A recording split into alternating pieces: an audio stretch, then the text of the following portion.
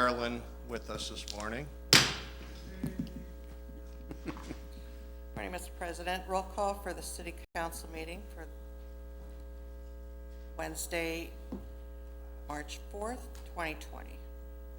Mr. Winarski, Ms. Allen, Mr. Brennan, Mr. Brzezinski, Mr. Keys, Mrs. Schaaf, Mr. Witherspoon.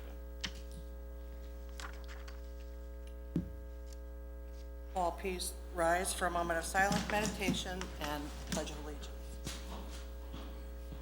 Today, I think we should remember Paul Faust, longtime county councilman and father of Kyle Faust, who passed away. He contributed a lot to this community. Long-time baseball coach. Heck of a guy. Longtime friend of the city.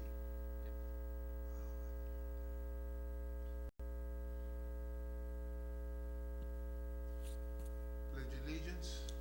I pledge allegiance to the flag of the United States of America and to the republic for which it stands, one nation, under God, indivisible, with liberty and justice for all.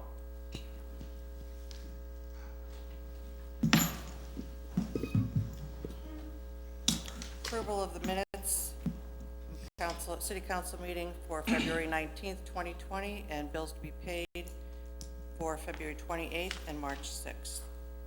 Mrs. Allen, Mr. Brennan, Mr. Brzezinski, Mr. Keys, Mrs. Schaaf, Mr. Witherspoon, Mr. Winarski.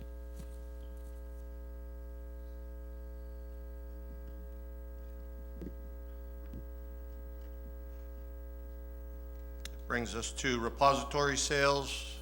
I don't know if we have anybody here this morning in regards to a repository sale. Anybody here this morning in regards to a repository sale? Hearing none, that'll take us to citizens to be heard. Looks like we have Julie Calipo on our write-in. Good morning.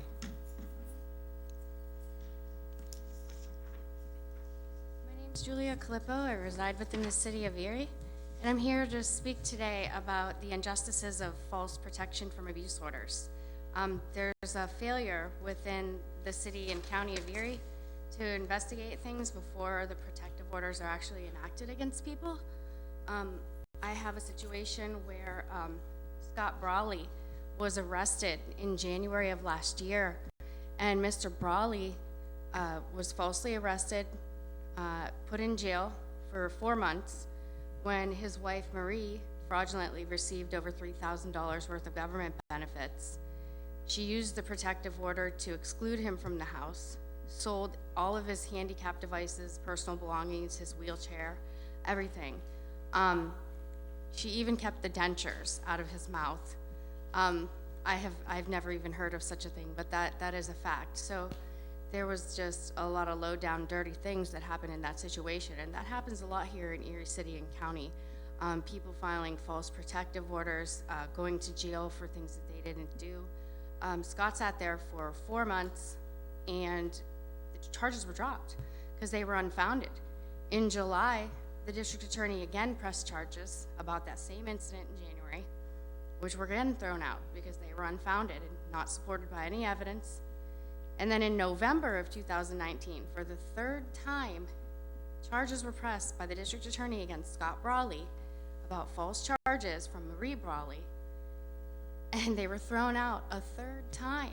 So you have like a consistent pattern of harassment of somebody that was falsely accused of something, somebody that had everything stolen from them by their wife, even the teeth out of his mouth, and you know, the district attorney kind of perpetuates the cycle. The Erie police didn't investigate it. They didn't do their due diligence, or this could have been all avoided. And why is the district attorney pursuing false PFAs and keeping people in jail that don't belong there? So what we really need to do is make sure that there aren't constitutional violations like this occurring within Erie City and County. Cruel and unusual punishment, you know, theft by deception, excessive bond, discrimination, all the things that Mr. Brawley suffered. He was in a homeless shelter for I think 3 months. He actually slept under the railroad tracks for about 2 of those days because he had nowhere to go. No, he had nothing. He didn't even have an identification, like a driver's license to go to a shelter. I mean, these are real life situations that are happening within the city of Erie. And these are real life things that should not happen to your constituents because they all vote. And an injustice for them is an injustice for you. And whatever happens to them can also happen to city council. You know, one of your family members can be falsely accused because their spouse is angered at them, and then the spouse sells everything and excludes them from their own home.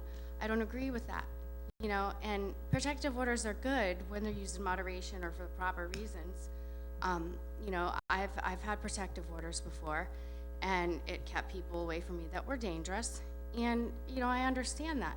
But when you have a consistent pattern of neglect by the judicial system within the county of Erie and the city of Erie, and nothing is done to repair it, that's a great injustice for the whole area. And every person matters, even Mr. Brawley. And it's important that everybody remembers to bring these things to light. Thank you so much. Thank you very Have a good day.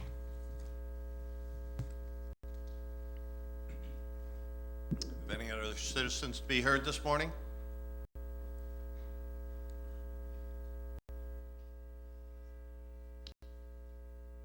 Good morning. Good morning. My name is Sean Lyons, 3917 Davison Avenue.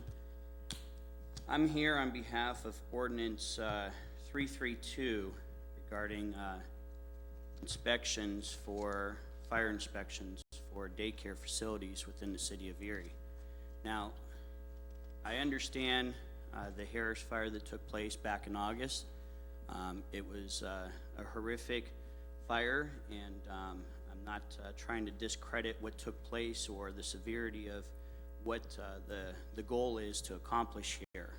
What I'm trying to do is really just kind of bring to light some of the flaws within the ordinance and the process going forward, and what needs to be fixed in this situation if the city decides to continue with the fire inspections. Obviously, during that process, DHS, the head of DHS, made a televised announcement that they were fully committed to doing the fire inspection process during their inspections of daycare facilities. That includes all facilities. My wife runs and operates an in-home daycare. She has done that for over 18 years. She is licensed and registered by DHS. Initially had to have a fire inspection done to be licensed, and follows those practices and standards. DHS does 2 inspections per year, one of which is a recertification inspection to recertify each daycare facility for license and registering that facility, and the second one is an unannounced inspection. So in light of that, I feel like this ordinance is pretty much just an extra thing that's not needed.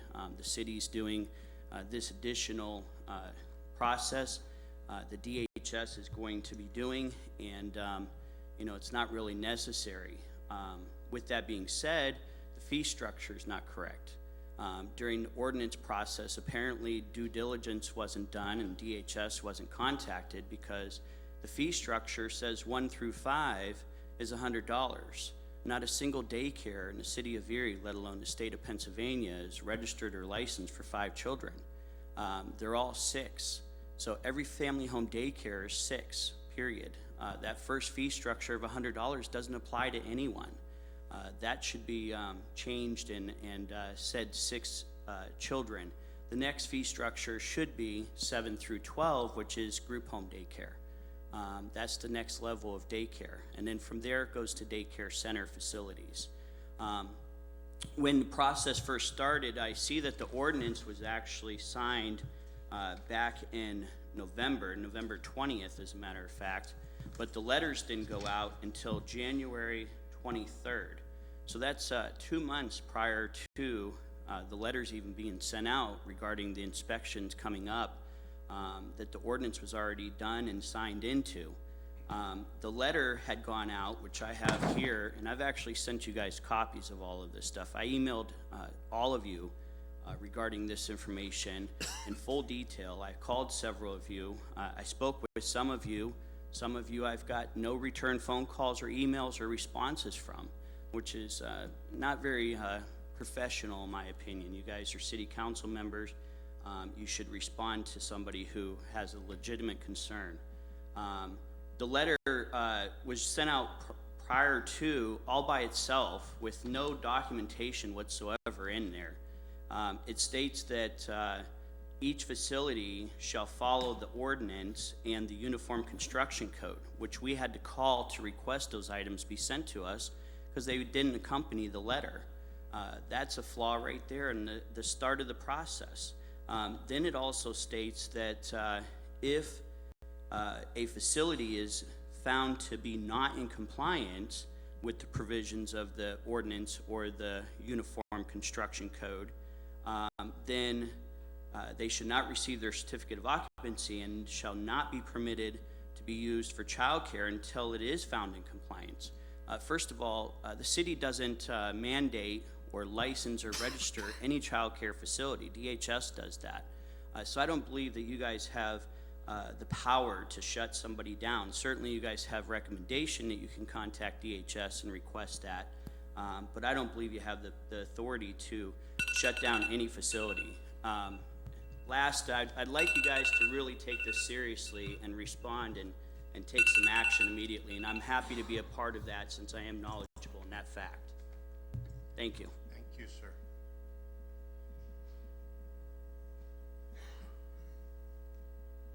Any other citizens to be heard this morning? Any other citizens to be heard? Hearing none, I think you have one coming. oh,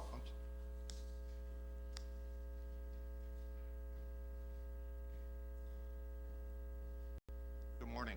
Morning, Council. My name is Willis Barnes. Can you speak into the mic, please, sir? The other mic. My name is Willis Barnes, and I live at 1755 Glendale Avenue here in Erie, Pennsylvania. And I have an application here on file for the adjoining property behind me on Downing Avenue, placing bid in for the lot itself.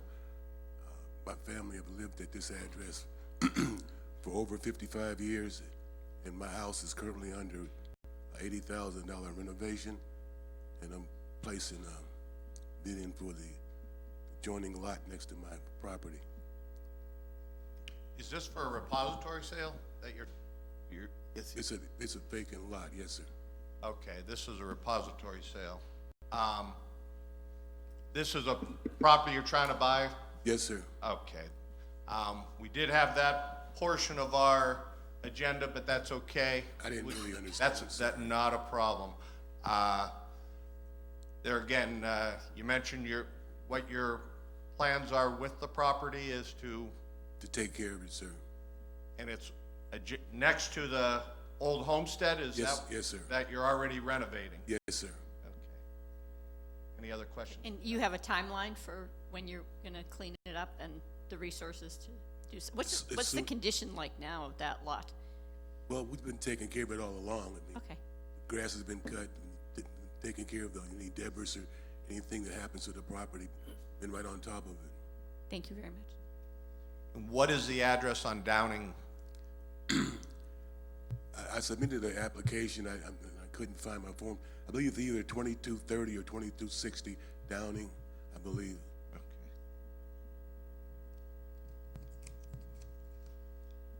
And the house that your parents lived in, or the old homestead, is what address? 1755 Glendale Avenue.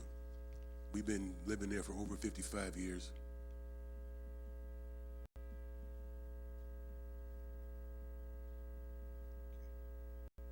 Guess I'm a little confused. I thought you were, It's a Re- corner lot. okay. It would Corner be lot. going toward the south. Okay. No, he's, No, he just put in the application. is there any other questions from council? Good. Thanks for, investing in the city. Thank you, sir. And, we'll vote at a later date. Thank you.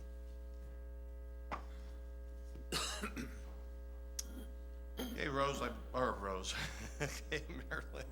It's okay. I believe we can move on with the agenda now. Okay. That wasn't that. Okay, for ordinance, council file 16151 for final passage, ordinance, official ordinance 7/2020 by Mr. Brzezinski, seconded by Mr. Keys.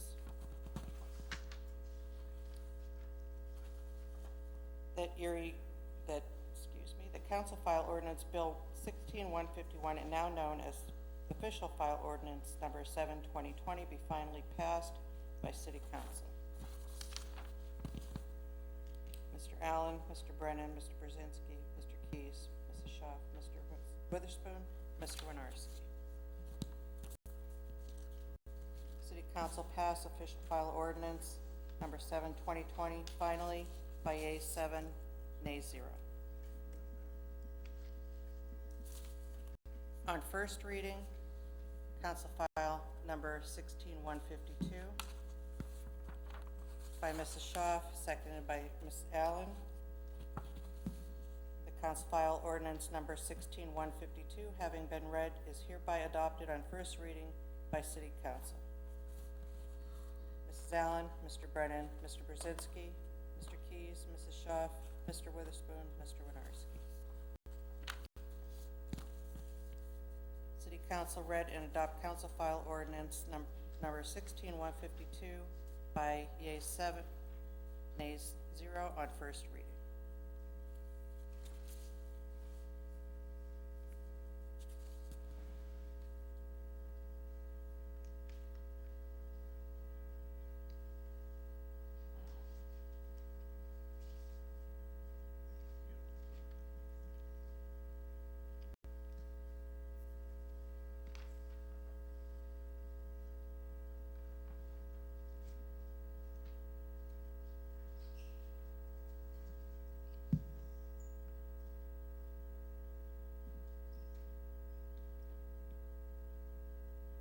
Bring us to new business, Marilyn. Okay, that'll bring us to new business. Any separations? Move the balance, please. Moving the balance to the agenda. We have a second. Second. Any separations?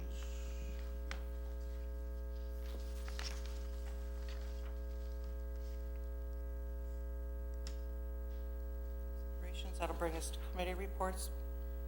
So we got to vote on that we vote to move the balance and no separations, so. Mrs. Allen, Mr. Brennan, Mr. Brzezinski, Mrs. Keys, or Mr. Keys, Mrs. Schaaf, Mr. Witherspoon, Mr. Winarski. Voting on to balance. Okay, that brings us to committee reports this morning. Ms. Allen? These aren't really committees that I'm on, but I think it is important to talk about because it's part of the whole effort to revitalize Erie. Kathy Schaaf and I went to an event a week ago Friday at the Art Museum, where Erie Arts and Culture brought in an artist from Jacksonville, Florida, to talk about the importance of inclusion and diversity all the time when we're thinking about how we are presenting ourselves and what images people see about our city. So it was really thought-provoking, and the speaker, whose first name was Hope, I can't remember her last name. Math. Okay, really asked us to let our city council colleagues know about the message that she was bringing to Erie. And after that, I went to the gallery night. I think it was the same night, or was I can't remember. Thursday and then Friday. That was Thursday, and then Friday night was gallery night, which there were a lot of hardy souls out there. But before gallery night, Mel and I don't know who, I know the mayor was there because he was one of the judges. We attended the program put on by the Eagle's Nest. And it was a really amazing event because it struck me that after hearing this discussion about inclusion, that we had an opportunity to see what it means when you have artistic endeavors presented that are inclusive and diverse and really challenge you to think about the message. The name of the program was From Thrones to Thugs, the Fall of the African American Youth, and each student from the Eagle's Nest was so talented. It was amazing, but it wasn't just the historical adaptations that they presented. It was the research that these students had done on a variety of figures from African American history. And I think one of the takeaways I had from that program is how vital it is now that city and the school district and a group like the Eagle's Nest are working together to improve education. That's really going to pay off in so many ways for people who are already making their homes in Erie and are deciding about making their homes in Erie. I also I read on, I think I was like crossing paths with the mayor on Monday for Dr. Seuss Day, and I read at Grover Cleveland School. It was another affirmation of the good things that are happening with Erie's public schools. I read, the story I read was Are You My Mother? And it's a story about a baby bird where I think the mother goes off to search for food, and the bird doesn't know who his mother is, who his or her mother is. But these were fourth graders, and so I was asking them, well, what is happening in this story that wouldn't really happen in real life? And the one child in the class said, well, animals don't really talk. And then another kid in the class raised his hand and he said, this is a fable. And I was so impressed by that word fable. And I talked to one of the teachers afterwards, and she said that she thinks that that's a direct result of the new English program that the school district is using. So there are good things happening in city schools, and I think that's really good for our community. I also, speaking of new things, this is Women's History Month, and when Kathy and I at the Erie Downtown Partnership Luncheon, we happened to, Melinda Hall, who's the new dean of the Episcopal Cathedral of St. Paul, sat down next to us. I think we had a chance to talk to her, and I had a chance to follow up in a conversation with her. I think it's really important that and meaningful that we have a dean of a cathedral who's a young woman who's going to be bringing a lot of vibrancy to Erie. She's very interested in systemic change and also in social justice issues. And that brought me to two more things. One is that there is a vigil for immigrants every Friday, and that's basically driven by members of the Women Religious and other groups in Erie, including Network, which is an affiliate of the Nuns on the Bus. That's at 12:15. I think that that's a really good reflection on how Erie strives always to be a welcoming community. There's also an empathy pop-up gallery coming up at Gannon University on March 13th. It's open to the public. It's from 9 to 6, so you can put yourself in the shoes of other people who might be struggling with mental health challenges, with homelessness. And so now, after all those feel-good things, I also want to remind people that we have a study session tomorrow night on the PFM, the financial report. It's a really long report. I'm only at page 26, but one of the things that our financial consultants recommend is that we really stay in good communication and engagement with the citizens as we go forward on the tough financial decisions we have to make. So that study session is at 5:30 tomorrow. So the sooner we can enlist people from the public to make sure that they know what these recommendations are and can get their feedback, the more successful we'll be. So, that's it. Thank you, Ms. Allen. Mr. Witherspoon. Thank you, Mr. President. Very briefly, the Eagle's Nest School of Academic Excellence, the report I received on Sunday that their students exceeded how do I want to put it? Their test scores were higher than those of the Erie School District, which shows that there's a lot of success taking place at the Eagle Nest School of Excellence. Also, they did an outstanding job in their play, along with Ms. Kim Overton, their teacher. Was packed. I was glad to see the parent support in that project. Erie Housing Authority is doing quite well. Again, we're still waiting on the results from HUD for the additional monies that we hope to receive. Thank you, sir. Thank you, Mr. Witherspoon. Thank you, Mr. President. I attended that Hope McMath on Thursday, and I was so inspired by her. If anyone wants to donate a house, and I would love to incorporate the wonderful art, and I would like it to even include music in it and prose, but she was really inspiring. So I encourage all of our council people, if there's any Erie Arts and Cultural series out there, try to attend them because they really are worthwhile. I also attended on Saturday a 2-hour public art installation discussion at the Booker T. Washington Center, and that also incorporated the talk about diversity and feeling a part of Erie.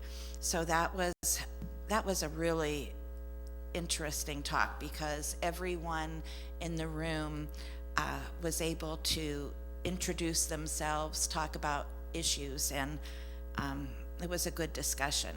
Saturday, I went to the Boots and Badges hockey game for the Shriners, and I also attended the Chambers State of Community address luncheon that our mayor spoke about his activating the vision, and that was a good luncheon event.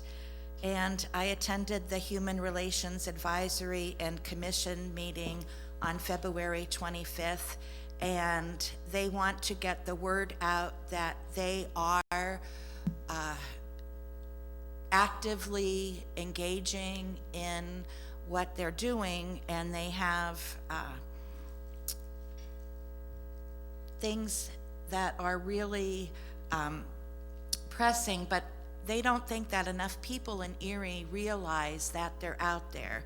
So this meeting was important because it had the advisory people and the commission people there together, and usually they're not together. And March 14th, they're going to be in the foyer at City Hall in the afternoon when the parade is going on, to let people know that they're there and talk about human relations. I attended the EMTA meeting, and they hired 2 new union employees to clean the buses to make them brighter and more cheerful. And they are getting new buses as well, and I encourage everyone to ride the E as much as they possibly can. I believe in public transportation. I attended the Mayor's Disability Roundtable and continue to be a part of that group that brings awareness to disability issues in the city. That's so important. I attended the Water Authority meeting, and they refinanced bonds that they're doing, and they're able to give us $10 million more than what they originally had planned to do if we're willing to accept that. I too read to the second graders at Grover Cleveland and chose Tomie dePaulo's folktale stories of the Indian paintbrush Flower and the Blue Bonnet. And those students, I read for a while, and they were such an awesome class of second graders. You know, usually myself as a teacher, you get the feel of a class within the first 10 minutes or so. But those kiddos were really engaged with me. So, like, we had a great time. And I told them I definitely would love to come back anytime they want me to. I also attended the East Middle School Black History Month dance presentation that also included poetry, prose, and music. And what a wonderful program. It was $10 for this event, but it was really worth it to see such a great presentation of the adults working with the kids. And that's what really made it unique. It wasn't just adults, it wasn't just kids, it was a combination of them working together, and they put on an excellent performance. And I really had a busy night that night, and I didn't know if I was going to stay, but I stayed till the end. I also want to tell people that I encourage everyone not to park near and fire hydrants too close. You need to follow the rules, okay? And please do not park on sidewalks. I've been noticing people parking on sidewalks, so please follow the rules of parking. Thank you. Thank you very much. Mr. Brzezinski. First of all, I'd like to make a little correction, or an addition, basically. Last meeting, I kind of teased our mayor about being a graduate of Gannon College. I also graduated from the college, but more importantly, I forgot the man who probably had most to do with making Gannon become a university, and that's Mr. Spoon. Didn't mean to leave you out, Mel. I was driving home and I'm thinking to myself, what a dummy, I still remember those 6 overtimes. He hasn't slept for 2 weeks, Mel. It's been bothering me. Thank Hey, you, sir. no problem. I attended both the Civic Center meeting with Casey Wells, saw all the new things that we're working on the Bayfront. I was at the Port Authority meeting also, getting my feet wet with all the new folks that I'm getting to know, and nothing really to report except the Port Authority's dealing with the high water, Ferncliff and all those areas along the Bayfront, and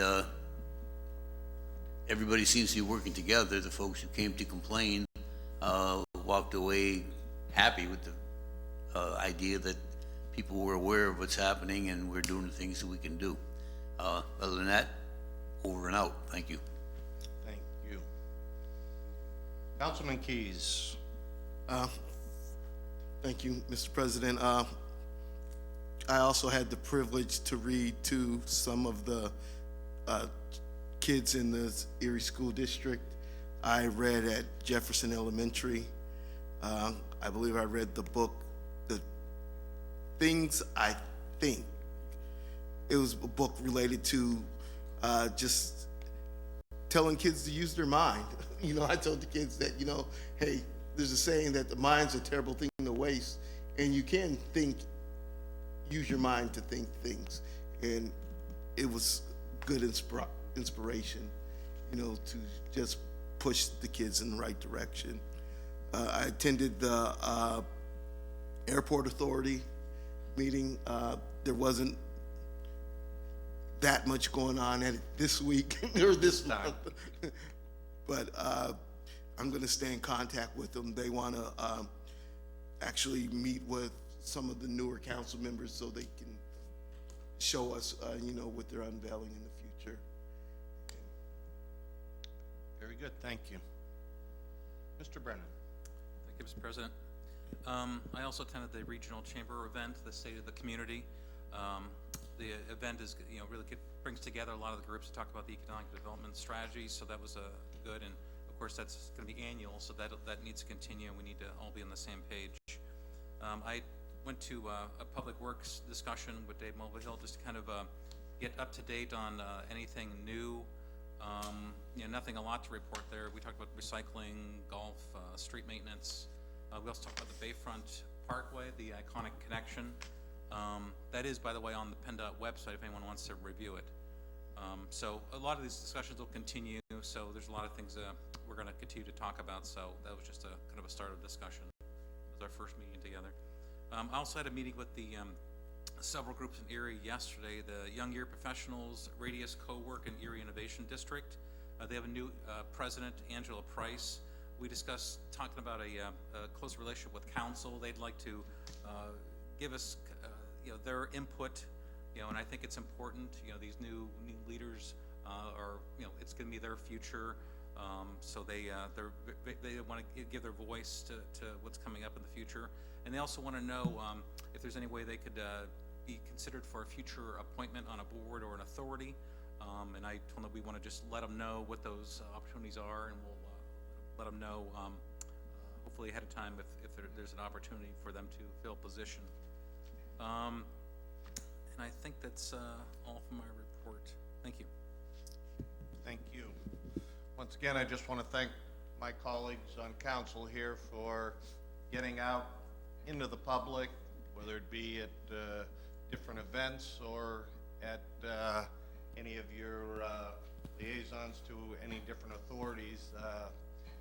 People like to know what's going on, and once again, just appreciate your efforts in getting out there and bringing reports back to us on council as well as the citizens. With that, we'll go to our city controller. I do see our city treasurer who snuck in late, but The treasurer's a hard-working office. He has more time over there. He needs to be here, so. good We'll morning. give you a quick update on the report.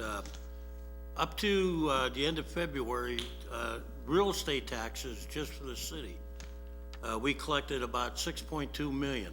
That's compared to last year, which was 3.7 million. It's a significant jump. Now, some of it could be due to the tax increase, obviously, but it seems to be a lot of traffic early this year.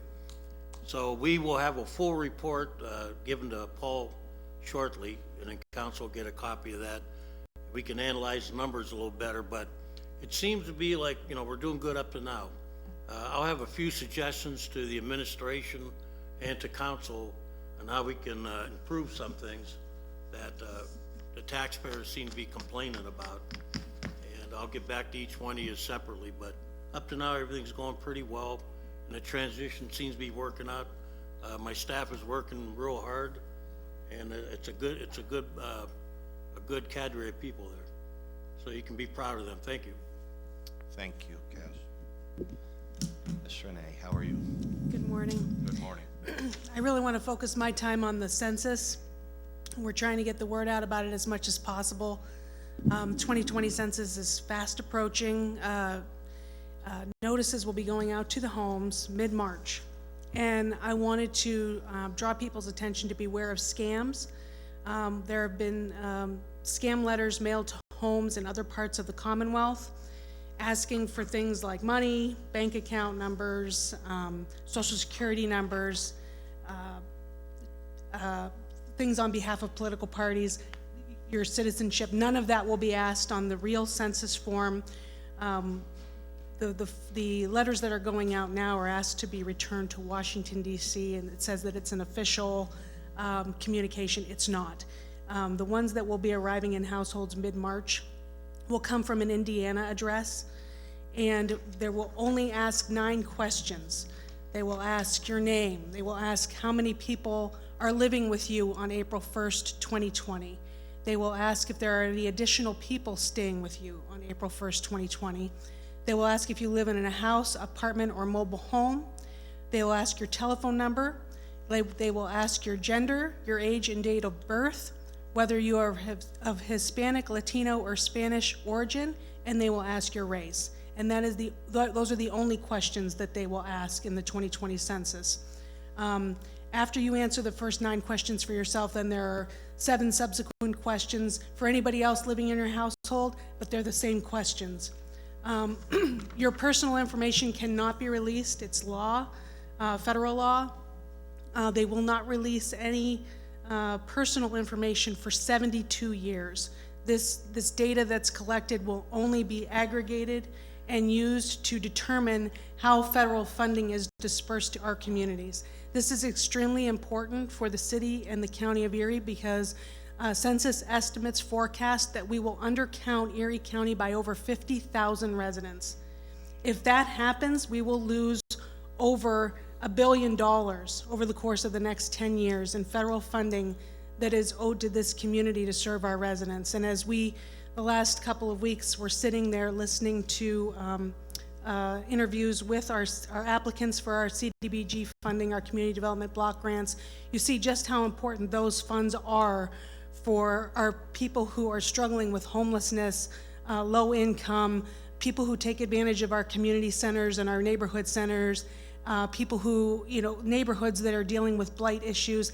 These are all federal funds that we can use to attack these issues and to help our residents. And if we're undercounted, we're gonna lose out on a lot of money for our communities. So I just wanna stress to everybody how important it is to be counted, and everybody is to be counted. Infants, the elderly, college students. If you're living on campus April 1st, 2020, even though your home is in California, you get counted in Erie, Pennsylvania. And even undocumented immigrants or newly arrived immigrants are to be counted here. So we can't stress the importance of that enough, and we really hope that people will be counted. In terms of the timeline, the big push is April. After April, beginning May 1st, then census workers will begin going door to door until July 31st, which is the last time that you can answer and submit your census form. This year you can answer online, you can answer by phone, you can fill in the form and send it in via mail, or you can answer door to door. So lots of options for people. Thank you. Renee, I just wanted to, Renee didn't say, but I'm going to say that those false census forms started showing up in, I believe it was Delaware County, and then they migrated somewhere else in southeastern Pennsylvania, and they are coming from the Republican Party. So if anybody, Erie is going to be key to what happens in 2020 in the presidential election. So if those forms start to show up here, I hope someone will alert the coordinator of the census who is working for the county. I think it's really important, and I'm so glad that Renee mentioned the 9 questions, because I think that so far the media campaign has been really good about alerting people to the importance of this census. I was at my exercise class the other day, and everybody in the exercise class was talking about the census, but they wanted to know what the 9 questions were, and there was confusion at that level. Well, how many questions do they ask?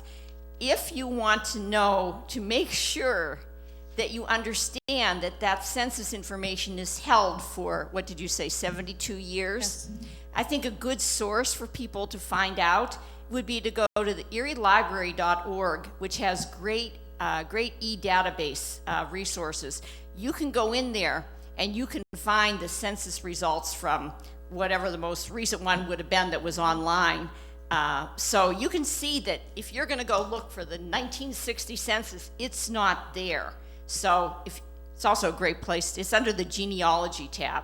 So I just looked up my grandfather the other day and found out when it was actually naturalized. So I'm putting in a plug for the library's e-databases, but also thank you. I think that it's been very effective, but I think we have to get that 9 questions. We should all know what those questions are, whatever forms you're in, let people know. 9 questions, nothing intrusive. Thank you. Renee, what is it normally? Every 10 years they do it? Yes, every 10 years. So if people don't get counted this time in 2020, it's going to be another 10 years. And just like And our Renee funding, mentioned, that's a lot of money. yeah, our funding is affected for the next 10 years. Yep. Thank you. Attorney Betza, anything to add this morning? I have nothing. Thank you very much.